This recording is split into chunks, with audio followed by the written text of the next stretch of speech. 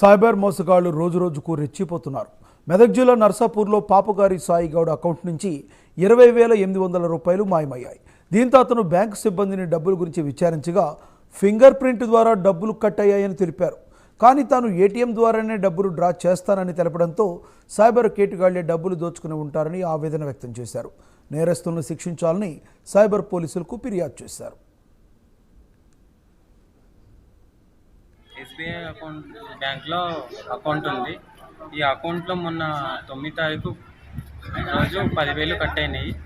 మళ్ళీ తర్వాత సండే రోజు 10th డేట్కి 10,000 కట్ అయినాయి.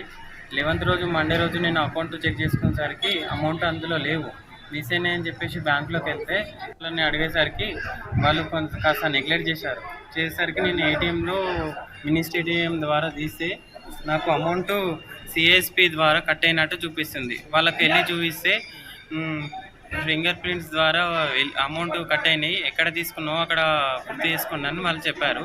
చెప్పేసరికి నాకు ఫోన్పే ఉంది, ఏటీఎం ఉంది, నేను దాని ద్వారా తీస్తా కానీ ఫింగర్ ప్రింట్ ద్వారా తీయను సార్ అని అంటే కాస్త వేరే విధంగా మాట్లాడారు. సో నాకు ఎస్బీఐ అకౌంట్లో అమౌంట్ మిస్ అయినాయి, కొంత హెల్ప్ చేయగలరని కోరుతున్నాను.